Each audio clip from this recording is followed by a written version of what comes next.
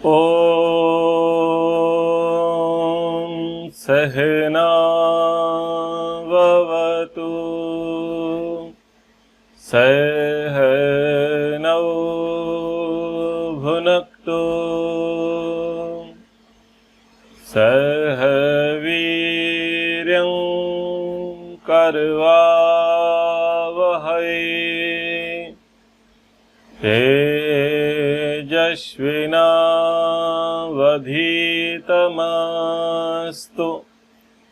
मा विद्विषावहै।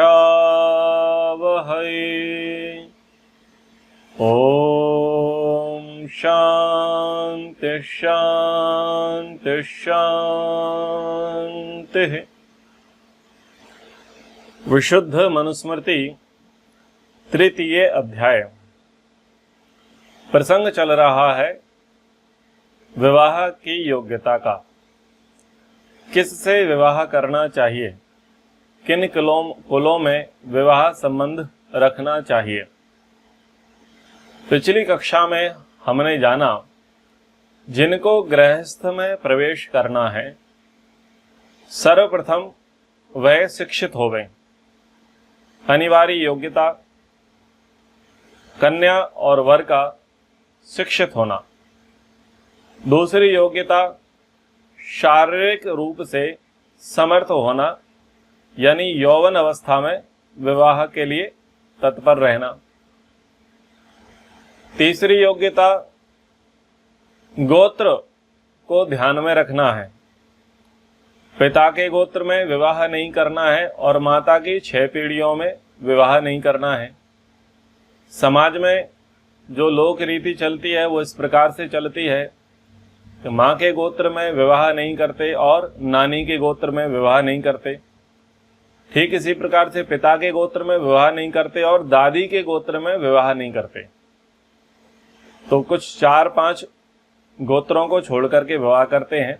शास्त्र कह रहा है 6 गोत्र कन्या पक्ष के और 1 पक्ष वर पक्ष का, यानी माता के 6 गोत्र और पिता के 1 गोत्र को छोड़ करके विवाह करना चाहिए। इतनी बातें हो गई हैं। अब आगे और बातें कही जा रही हैं कि अब कहां पर विवाह करें।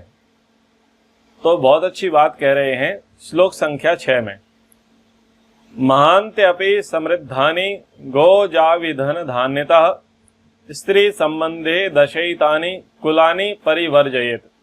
बहुत ही महत्वपूर्ण श्लोक है जिसका पालन सभी को करना चाहिए, जो प्रायः नहीं करते।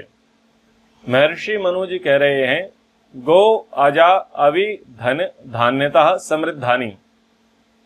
गौ यानी गाय, अजा यानी बकरी, अवि यानी भेड़, धन अन्न आदि से संपन्न और महान्त्यपि बड़े से बड़े भी हों तो भी एतानि 10 कुलानि, आगे के श्लोक में वर्णित 10 कुलों को स्त्री संबंधे परिवर्जयेत, विवाह का संबंध करते समय दोनों ओर से छोड़ देवें।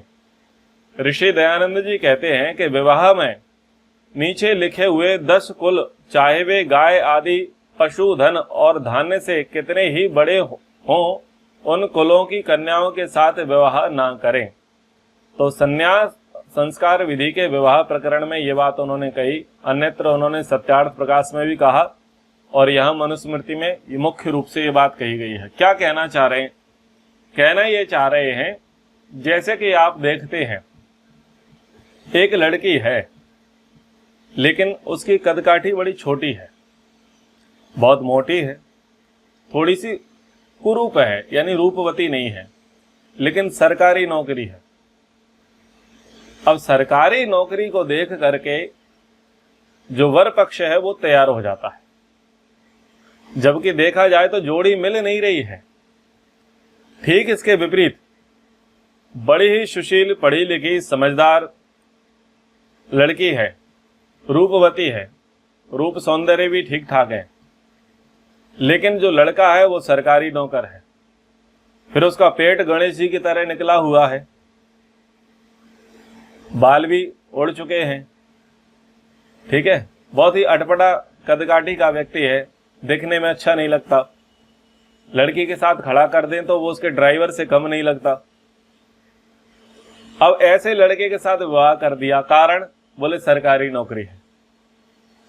अब नौकरी को ध्यान में रख करके वर पक्ष वधु पक्ष से बन रहा है और वधु पक्ष वर पक्ष से बन रहा है। फिर क्या देखा जाता है कि जी एक ही लड़का है और परिवार में पर्याप्त संपत्ति है, पर लड़का मानसिक रूप से थोड़ा सा कमजोर है, थोड़ा सा, ज्यादा नहीं, थोड़ा सा कमजोर है। कभी कभी वो हरकतें देता है, कोई बात नहीं, पर संपत्ति है, साधन है, विवाह कर लो, ये चीजें देखी जाती हैं। सरकारी कर्मचारी है, विकलांग है, बोले शादी कर लो, सरकारी कर्मचारी है। मैं उन बातों को कह रहा हूं जो आप समाज में देखते हैं। पैसे के कारण से बहुत बड़ा कॉम्प्रोमाइजेशन कर लिया जाता है, स्टेटस के कारण, पॉलिटिकल जो पावर होती है उसके कारण से, पद की गरिमा को ध्यान में रखते हुए, इन सब चीजों को ध्यान में रखते हुए उनका जो सामर्थ्य है उस सामर्थ्य को अवॉइड कर दिया जाता है। क्या देखते हैं? बड़ा परिवार, पैसा, प्रोटेक्शन, बस ये सारी चीजें देखी जाती हैं। पर लड़के पक्ष में क्या नहीं देख रहा और लड़का पक्ष लड़की पक्ष में ये नहीं देख रहा कि विवाह होगा किससे। विवाह पैसे से कर रहे हो, रेपुटेशन से कर रहे हो, व्यापार से कर रहे हो, सरकारी नौकरी से कर रहे हो, विवाह कर किससे रहे हो ये तो बताओ। विवाह ना तो ऊंचे खानदान से हो रहा, ना बड़े पद से हो रहा, ना पैसे प्रतिष्ठा से हो रहा। विवाह तो लड़के का लड़की से होगा और लड़की का लड़के से होगा। सदा साथ क्या रहने वाले हैं? ये लोग ज्यादा साथ रहने वाले हैं, ना कि वो पद, पैसा, प्रतिष्ठा। वो तो आता जाता रहेगा, लेकिन इन सब को अवॉइड करते हुए जड़ को महत्व दे दिया जाता है और चेतन के महत्व को घटा दिया जाता है। यानी एक चेतन को दूसरे जड़ के साथ बांध दिया और चेतन की उपेक्षा कर दी, चेतन की उपेक्षा कर दी। वाह रे जमाने, अद्भुत जमाना है। तो शास्त्र कुछ कह रहा है। शास्त्र ये कह रहा है कि गृहस्थ में क्यों प्रवेश करना है? गृहस्थ में सुख के लिए प्रवेश करना है, गृहस्थ में दुख के लिए प्रवेश नहीं करना है। और जहां पर दुखों की संभावना अधिक है वहां पर तो फूंक फूंक करके कदम रखना है। इसलिए इतनी सारी बाउंडेशन रखी गई हैं। बोले पहले शिक्षित होना चाहिए, तन और मन से स्वस्थ होना चाहिए, समर्थ होना चाहिए, बुद्धिमान होना चाहिए। ये मुख्य बातें कही गई हैं, लेकिन इन चीजों को सिरे से खारिज कर दिया जाता है, अनदेखा कर दिया जाता है। तो शास्त्र की बातों पर ध्यान देना चाहिए कि शास्त्र क्या कह रहा है। श्रेष्ठ प्रतिनिधि समाज को देना है, इसलिए विवाह करना है। पितृ ऋण से उऋण होना है, इसलिए विवाह करना है।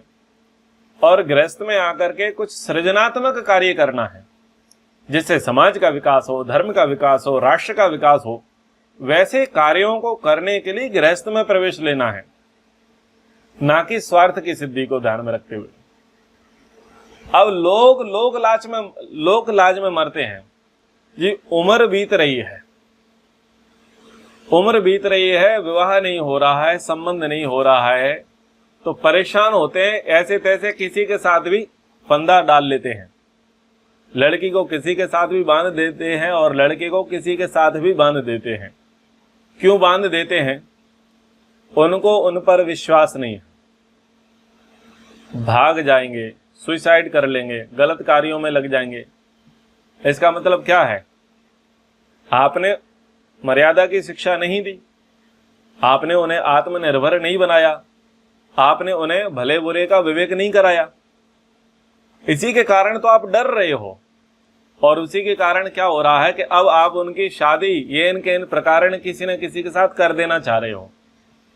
यानी आप अपने भविष्यत दुख को ध्यान में रख करके दूसरे को दुख के रास्ते पर छोड़ना चाहते हो। और हमारे भारत में कई स्थानों पर तो लड़की को बोझ माना गया है। तो बोझ है, इसको दूसरे की देहरी पर छोड़ दो, दूसरे के सर पर छोड़ दो, फिर वो जाने उसका काम जाने। आजकल ऐसे लड़के भी बोझ हो गए हैं, अपना फंदा छोड़ाना चाहते हैं। बड़ा भाई तो सेटल हो गया है, पर जैसे तैसे करके छोटे भाई को सेटल करना चाहता है। उसका विवाह हो जाए तो वो जाने, उसकी पत्नी जाने, मुझे कोई लेना देना नहीं है, और हिसाब बराबर हो जाए, प्रॉपर्टी का हिसाब किताब हो जाए। यानी सब लोग घूम फिर करके शादी के पीछे पड़े हैं, इसकी शादी कर दो, उसकी शादी कर दो, और योग्यता पर फोकस नहीं है। योग्यता पर फोकस इसलिए नहीं है कि स्वयं योग्य नहीं है। वो माता पिता, वो बड़ा भाई, वो बड़ी भाभी, जितने भी लोग हैं जो शादी के लिए प्रेशराइज कर रहे हैं, वो स्वयं अयोग्य हैं, और अयोग्य होने के कारण से वो अपना पल्ला झाड़ रहे हैं और दूसरे को भी अयोग्य के साथ चिपका रहे हैं। एक कहानी आती है जो प्रायः मैं बताता हूं। हम जब 7वीं 8वीं कक्षा में थे तो माउंटेन मैन एक चैप्टर हुआ करता था, वो इंग्लिश में था। उसकी कहानी बताता हूं कि कुछ पर्वतारोही थे, पर्वत पर चढ़ने के लिए गए। एक व्यक्ति था, उसका हाथ स्लिप हो गया। हाथ जैसे ही स्लिप हुआ तो वो नीचे गिर गया। फिर उसने थोड़ी देर बाद उसे होश आया, फिर वो खड़ा हुआ, फिर दोबारा वो पर्वत की चोटी पर चढ़ने के लिए उसने प्रयास किया, लेकिन वो भूल गया कि वो किससे गिरा था और किस पर चढ़ना था। तो दूसरी पर्वत चोटी पर चढ़ गया। दूसरी पर्वत चोटी पर चढ़ा तो वहां पर उसने एक गांव देखा, बढ़िया हरा भरा गांव है।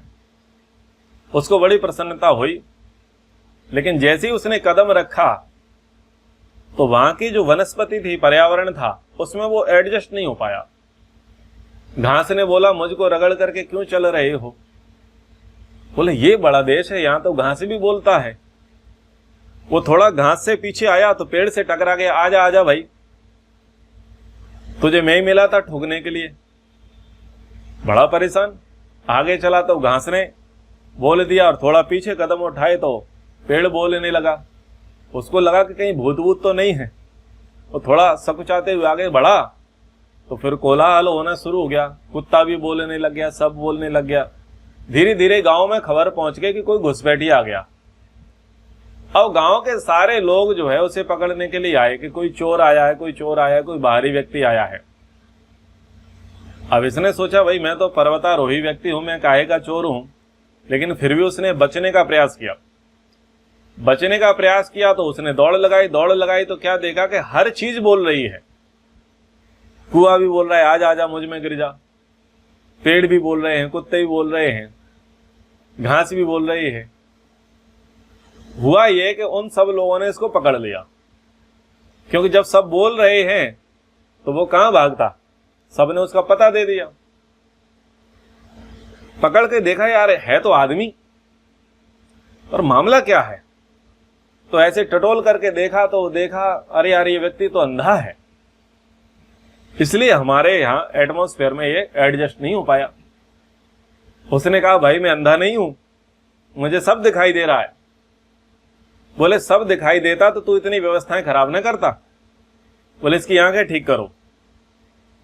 और सबने उसकी आंखें ठीक कर दी। वो सारे गांव के लोग अंधे थे, ये अकेला आंख वाला था। तो सारे गांव के लोगों ने मिलकर के इस अंधे की आंख फोड़ दी, इस आंख वाले की आंख फोड़ दी, इसको अंधा बना दिया।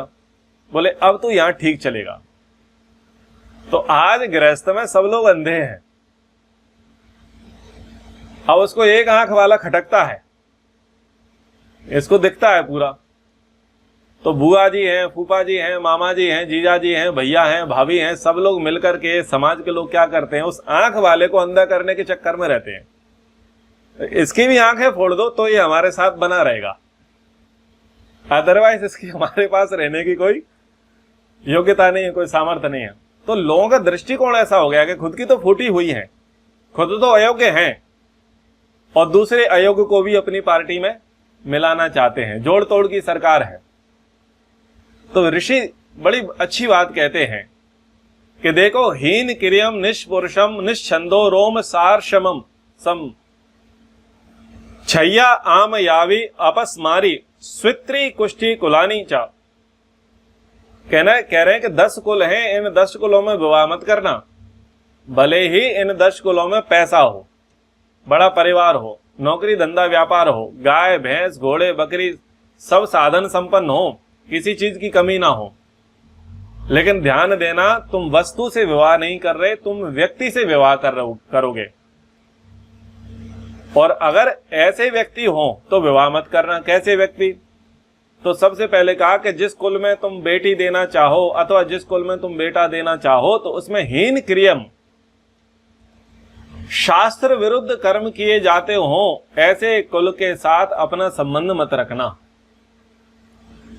जिस कुल में, जिस परिवार में शास्त्र को प्रायोरिटी दी जाती है, शास्त्र के आधार पर जीवन जीते हैं, यानी जो लोग धार्मिक हैं, ऐसे ही परिवार में विवाह करना। जो अधार्मिक लोग हैं, अशास्त्रीय लोग हैं, यानी सीधी सी बात है यम नियम का पालन नहीं करना, जो यम नियम का पालन नहीं करते उस कुल में आपको विवाह नहीं करना चाहिए।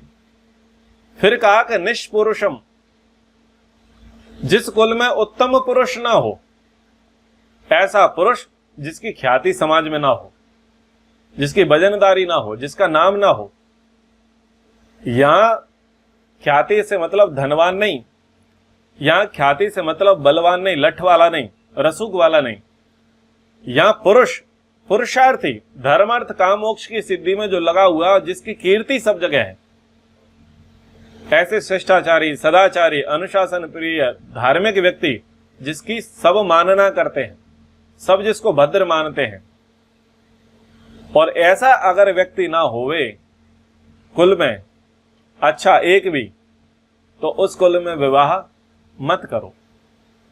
तीसरी बात कही निश्चन्नम, वेदादि के अध्ययन से रहित। अब आप तो वेदादि शास्त्र पढ़े हो, लेकिन उस परिवार में वेदादि शास्त्र को कोई नहीं जानता। अब इस बात को प्रेजेंट कॉन्टेक्स्ट में देखो, आर्य विचारधारा की लड़की है, लेकिन जिस कुल में विवाह करने जा रहे हैं वो लड़का भले ही वेल सेट है, वेल एजुकेटेड है, और विदेश में भी उसके काम धंधे चलते हैं, अपने देश में भी अच्छा हिसाब किताब है, सारी चीजें ठीक हैं, और चलो वो वेजिटेरियन भी है, इतनी सारी बात मान ली, पर वेदादि शास्त्रों से रहित हैं, टकराव यही हो जाएगा। वो तो सुबह बोलेगी हमें ध्यान करना है, हवन करना है, और ये बोलेगा पार्क चलो, जिम चलो। बहुत टकराव होगा, आप देखते होंगे बहुत टकराव होता है, और विचारधारा को लेकर के डाइवर्स हो जाते हैं, क्योंकि एक वैदिक विचारधारा से है, दूसरा पौराणिक विचारधारा अथवा नास्तिक विचारधारा। तो नास्तिक विचारधारा होती है तब भी शादी सक्सेस नहीं होती, और पौराणिक विचारधारा में कट्टरता होती तब भी शादी सक्सेस नहीं होती। मानसिक तनाव परिवारों में बना रहता है। ये ध्यान रखें, आप आर्य परिवार के हैं, लेकिन अनार्य परिवार, अवैदिक परिवार, पौराणिक परिवार और नास्तिक परिवार से तुम बेटी ले लो तो बेटी फिर अपनी चलाएगी। बहुत कम होंगी जो आपके अनुकूल हो जाएंगी, पर ज्यादातर देखा नहीं जाता जो अनुकूल बन जावे, वो अपने अनुकूल बनाने पर ध्यान रखती हैं, अपना सिक्का जमाने पर फोकस करती हैं। तो ये है वेदादि शास्त्रों के अध्ययन से रहित, इसलिए ध्यान देवें। कई लोग विवाह करते हैं, हम कई आचार्यों को जानते हैं, कई ब्रह्मचारी ब्रह्मचारिणियों को जानते हैं, और कई परिवारों को जानते हैं। लड़की पसंद आ गई, लड़का पसंद आ गया, काम धंधा पसंद आ गया, विवाह कर लिया, और ये सोच लिया कि हम तो आर्य हैं, इसको आर्य बना लेंगे। उन दोनों ने पकौड़े तले हैं कोर्ट में जाकर के, ज्यादातर डाइवोर्स हुए हैं। तो विचारधारा की बहुत बड़ी समस्या है, ध्यान रखना। एक मत होना जरूरी है। गुण कर्म स्वभाव का मतलब क्या हुआ? गुण का मतलब ये भी तो है कि वो आर्य गुण से है, अनार्य गुण से है, वो शाकाहारी है, मांसाहारी है, ये भी तो देखना पड़ेगा। केवल पैसा देख लिया उससे काम नहीं चलेगा, खान पान भी देखना पड़ेगा, विचार भी देखना पड़ेगा, पूजा पद्धति भी देखनी पड़ेगी। तो जो वेदादि के अध्ययन से रहित परिवार है, उस परिवार में विवाह नहीं करना, लड़की नहीं देना अथवा लड़की नहीं लेना। अगर सुख चाहते हैं तो, अपने वैवाहिक जीवन को सफल बनाना चाहते हैं तो, अदरवाइज कोई बात नहीं। फिर आगे कहा रोमर्ष अर्श सम, शरीर पर बड़े बड़े लोम हो और असाध्य बवासीर जैसे वंशानुगत रोग हो। अब अधिक रोम को अस्वीकरण माना गया है। एक मनुष्य के शरीर पर जितने बाल होने चाहिए उतने बालों से अधिक तादाद में बाल हों, पुरुष के रीछ के समान बाल हों। कई पुरुषों के यहाँ बहुत बाल होते हैं बड़े बड़े, और कई स्त्रियों के यहाँ बहुत पुरुषों के सदृश बाल होते हैं, काले काले। अधिक लोम ठीक नहीं है, यानी वो कुछ न कुछ स्वास्थ्य की दृष्टि से ठीक नहीं है। संरचना के लिए, शरीर के लिए जहां पर जिस प्रकार से बाल होने चाहिए वैसे विधाता ने बना रखे हैं, लेकिन अति हो रही है। चेहरे पर भी कई लड़कियां होती हैं जिनकी दाढ़ी मूंछ तक आ जाती है, तो अति हो रही है बालों की, तो वो कहीं ना कहीं स्वास्थ्य के लिए घातक है, उसके लिए कुछ ना कुछ।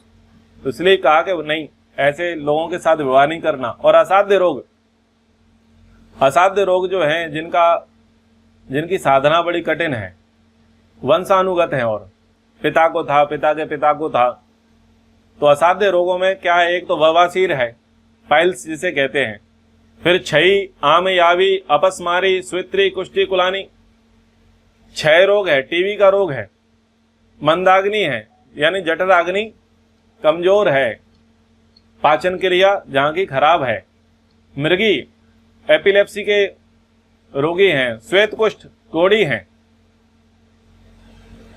स्किन डिसीज है उनको, और गलित कुष्ठ। ये रोग जिस कुल में आनुवांशिक हो उस कन्या को अथवा उस वर को, उस कुल को छोड़ देना चाहिए।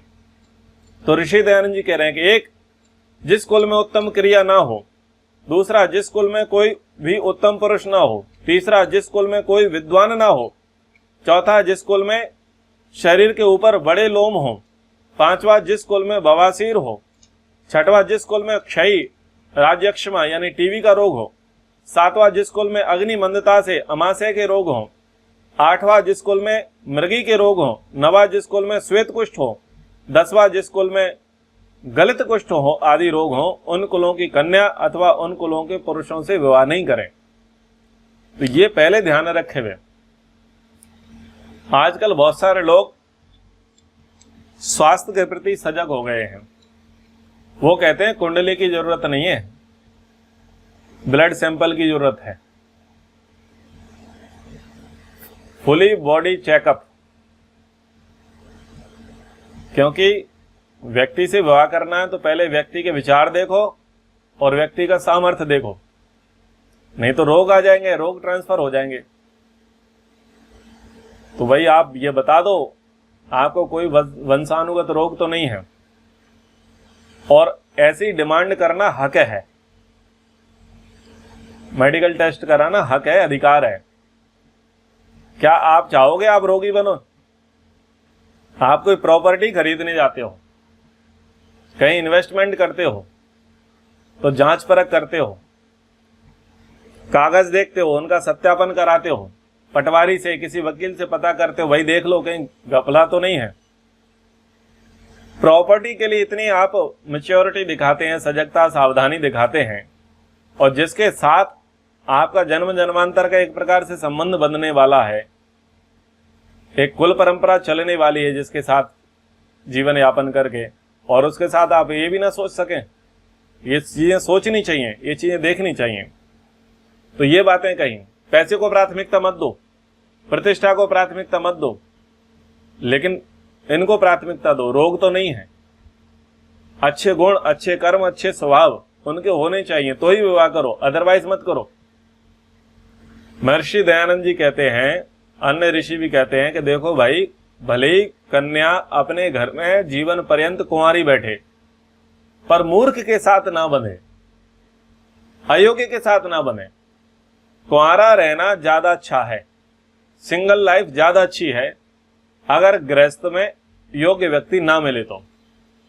लेकिन समस्या ये रही है कि कोई ये नहीं चाहता कि व्यक्ति सिंगल रहे, बस बांधना चाहते हैं, और बांध बांध करके ये कर दिया, पूरा कचरा कर दिया गृहस्थी का। गृहस्थियों का इस हद तक कचरा हो गया कि अब उनके बच्चे ये पूछते हैं कि तुमने विवाह करके क्या कर लिया, और अब माता पिता बच्चों से कह ही नहीं पाते कि तुम शादी कर लो। क्यों? उन्होंने स्वयं ने अपने जीवन का आदर्श प्रस्तुत नहीं किया। जहां पर माता पिता का व्यवहार ठीक नहीं है परस्पर, वहां बच्चे कम गृहस्थ में जाते हैं। जहां माता पिता का आदर्श दाम्पत्य जीवन गृहस्थ जीवन होता है, वहां बच्चे स्वतः ही गृहस्थ में प्रवेश कर जाते हैं। और क्या क्या छोड़ना चाहिए, क्या क्या देखना चाहिए, क्या क्या जांच परख करनी चाहिए, तो शास्त्र कहता है ना नो द्वेत कपिलांग कन्याम ना अधिकांगी ना रोगिणीम ना लोमिकाम नाति लोमा न वाचाटाम न पिंगलाम न वृक्ष वृक्ष नदी नामनी न अत्य पर्वत नामिकाम न पक्ष ही स्प्रेश्य नामनी न चा भीषण नामनिकाम। नामकरण संस्कार के अंतर्गत ये बात बताई गई थी कि कन्याओं के और लड़कों के किस प्रकार के नाम रखने चाहिए और किस प्रकार के नाम नहीं रखने चाहिए। तो अब किसी ने नाम रख दिए हैं तो शास्त्र कह रहा है कैसे नाम वाली कन्या के साथ विवाह न करें, कैसे नाम वाले युवक के साथ विवाह न करें, और उनके शारीरिक रोग कैसे हों तो उनसे विवाह न करें। सिम्टम्स बता रहे हैं। ना कपिलाम कन्या, किसी रोग के कारण जो अधिक भूरे रंग की अथवा श्वेत कुष्ठ के समान वर्ण वाली ना हो। कई लोग ऐसे होते हैं जिनको चर्म रोग हो जाता है, श्वेत कुष्ठ हो जाता है, और पूरा शरीर एड़ी से लेकर के चोटी तक उसका भूरा पड़ जाता है और बाल भी सफेद पड़ जाते हैं। तो कई पुरुष ऐसे देखे जाते हैं और कई स्त्रियां ऐसी देखी जाती हैं। तो ऐसे के साथ विवाह ना करें। ना अधिक अंगिम, ना अधिक अंगों वाली, पुरुषों की तुलना में असंतुलित विशाल शरीर वाली, असंतुलित विशाल स्थिति ना होवे। जैसा कि बताया सरकारी नौकरी वाला उदाहरण दे करके, सुमो पहलवान होते हैं, ऐसे के साथ गणेश जी की जैसा पेट होता है, ऐसों के साथ विवाह नहीं करना चाहिए। ना अधिक अंगिम, अंग ज्यादा है, 5 उंगलियों की जगह पर 6 उंगलियां होती हैं, ठीक है ना, ऐसे के साथ विवाह ना करें। ना रोगिणी, ना सदा रोगी रहने वाली, कल ये रोग था, आज ये रोग है, परसों ये रोग है, आज इसका इलाज कराने गए, अब इसका इलाज कराएंगे, फिर इसका इलाज कराएंगे। तो बस फैमिली डॉक्टर बने हुए हैं, और सबसे बड़ा पर्व है हॉस्पिटल, सबसे बड़ा तीर्थ है हॉस्पिटल, सबसे बड़ा प्रसाद है दवाइयां, सबसे बड़ी चिंता है रोग, यही लगा हुआ है। तो कईयों के साथ विवाह करने के बाद यही चलता, बोले कहाँ गए थे, बोले हॉस्पिटल, कहां से आ रहे हो, बोले हॉस्पिटल, कहां जा रहे हो, बोले हॉस्पिटल, क्या लाए हो, दवाई। यही शॉपिंग है उनकी, यही घूमना है। कईयों के साथ ऐसा होता है, एक रोग का इलाज कराया, दूसरे की तैयारी, कभी ये बीमारी, कभी ये बीमारी, कभी ये बीमारी, बरसात में अलग प्रकार की, गर्मियों में अलग प्रकार की, सर्दियों में अलग प्रकार की। ना तुम रक्षाबंधन ठीक से मनाओ क्योंकि वहां भी उसे रोग है, ना दीपावली तुम उसे ठीक मनाओ क्योंकि वहां भी रोग है, और ना तुम होली ठीक से मना सको क्योंकि रोग वहां भी है, क्योंकि इसमें ऋतु परिवर्तन है। ऋतु परिवर्तन है तो रोग ज्यादा उभरेगा। तो सारे त्योहार किस में चले जाएंगे, हॉस्पिटल में चले जाएंगे, और जाते हैं। वही जो सदा रोगी रहे ऐसे के साथ विवाह ना करें। ना अलोमिकाम, ना नितांत रोम रहे। कई लोग ऐसे बिल्कुल चिकने, पुरुष की मूछ भी नहीं, दाढ़ी भी नहीं, बस किस्मत से थोड़े बहुत बाल होते हैं, वही बहुत बड़ी बात है। अगले का सेविंग का झंझट ही नहीं। तो ऐसा नहीं, ये रोग ही है, इन रोगों से बचने का प्रयास करना चाहिए। फिर कहा ना अति लोमाम, ना शरीर पर बड़े बड़े रोम वाली, ये बात कह दी गई है। ना वाचाटाम, ना अनाप शनाप या अमर्यादित बोलने वाली। बस एक बार एफएम रेडियो शुरू हो गया विविध भारती का, रुकने का फिर नाम ही नहीं लेने वाला। एक बार बोलने का मौका तो दो। तो कई बहुत बोलने वाली होती है, वाचाल प्रकृति की होती है और बहुत जोर जोर से बोलते हैं, साउंड की फ्रीक्वेंसी वॉल्यूम बड़ा हाई होता है। तो जो ज्यादा बोलने वाले हैं उनसे बचें। तो ना पिंगलाम, किसी रोग के कारण पीला रंग हो गया है, तो पीला रोग यानी पीलिया जैसा रोग है, शरीर का रंग बदल गया है, तो ऐसे के साथ व्यवहार नहीं करना चाहिए। अब जो नाम वाली बात आती है, न वृक्ष वृक्ष नदी नामनी। अब नक्षत्र के नाम हैं, वृक्ष नदी नाम के हैं। अंत्य पर्वत नामिकाम, न म्लेच्छ भाषा के, न पर्वत वाची नाम वाली। न पक्षी अहि प्रेस्य नामनी, न पक्षी सांप अधीन वाचक के नाम वाली। न भीषण नामिकाम, न भयंकर नाम वाली कन्या के साथ विवाह करें। अब नक्षत्र रेवती, तो नक्षत्र है 27-28, तो अश्विनी, रोहिणी, मृगशिरा, चित्रा, स्वाति, विशाखा, अनुराधा, ज्येष्ठा, ऐसे ऐसे नक्षत्रों पर नाम होते हैं। बोले नक्षत्र के नाम वाली ना होवे। फिर कहा वृक्षों के नाम पर होते हैं, चंपा, चमेली, गेंदा, गुलाबी, गुलाबो, ऐसे ऐसे नाम होते हैं। महर्षि दयानंद जी ने भी कहीं कहीं लिखा है, हाँ, वृक्ष, चंपा, चमेली आदि नाम वाली। फिर नदी के नाम में गंगा, जमुना, सरस्वती, ऐसे नाम होते हैं। गंगाबाई, जमुना देवी, ऐसे ऐसे नाम होते हैं। ऐसे नाम वाले नहीं होने चाहिए। और अंत्य चांडाली आदि खतरनाक वाले डेंजरस नाम नहीं होने चाहिए। पर्वत नाम वाले विंध्यावती, पार्वती, ऐसे नाम नहीं होने चाहिए। विंध्याचला, पक्षी में कोकिला, हंसा, ये कोकिला और हंसा गुजरात में सबसे ज्यादा मिलेंगी, कोकिला बहन, हंसा बहन, ठीक है ना। तो ऐसे नाम वाली। और उर्गा, भोगिनी इत्यादि, प्रेष्य, दासी इत्यादि। जिस कन्या का कालिका, चंडिका एक नाम था दामिनी, बिजली को बोलते हैं दामुनी, तो ऐसे नाम वाली कन्या के साथ विवाह ना करें। अब प्रश्न खड़ा होता है, बोले गुण मिल रहे हैं, कर्म मिल रहे हैं, स्वभाव मिल रहे हैं, समान वर्ण के भी हैं, शरीर भी ठीक ठाक है, ठीक है। अब लड़के का नाम पर्वत सिंह और लड़की का नाम गंगा, तो बोलो बताओ नाम विवाह होगा या नहीं होगा?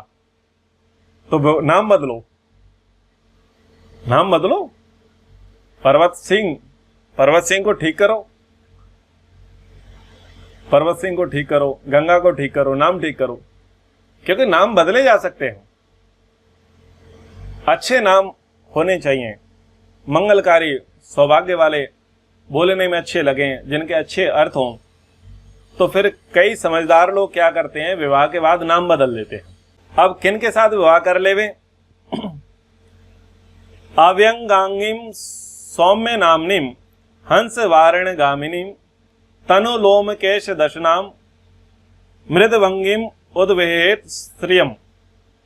अव्यंग अंगिम, दोष रहित अंगों वाली, अर्थात जो गूंगी, बहरी, लूली, लंगड़ी आदि विकलांग ना हो, ऐसे के साथ विवाह कर लेवे। यानी शारीरिक रूप से कोई कमजोरी, कोई हीनता, विकलांगता, अपंगता उसके अंदर ना होवे।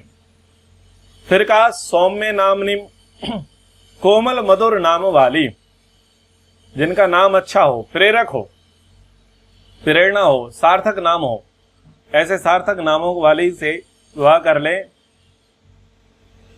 फिर कहा हंस वारण गामिनी, में एक उसकी उपमा दी गई, हंसनी और हथनी के समान सभ्य चाल वाली।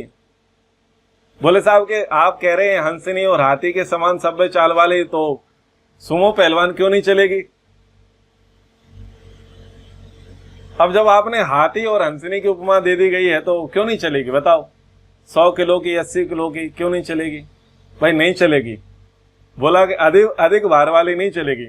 चाल की उपमा दी गई है, यानी धीरे धीरे सरलता से अच्छे प्रकार से चलने वाली, ऐसे उन्होंने कहा। तनुलोम केश दशनाम, अल्प रोम कोमल केश, छोटे दांत वाली, बड़े बड़े बाल हो, छोटे बाल नहीं हो, ज्यादा रोम ना हो, बड़े बड़े दांत ना हो, तो रूप कुरूप हो जाएगा। मतलब बॉय कट हो और बड़े बड़े दांत हो, कैसा लगेगा? बड़ा अटपटा लगेगा। भाई देखने में भी तो ठीक ठाक लगे, लड़का भी ठीक लगे, लड़की भी ठीक लगे। मृदु अंगिम, कोमल अंगों वाली स्त्रीम उद्भयत, कन्या से विवाह करना चाहिए। ऐसी कन्या से विवाह प्रशंसनीय है, प्रशस्त है। तो अब ये बातें कह दी कि भाई ऐसे ऐसे से विवाह करना है, लेकिन विवाह किस प्रकार का होगा?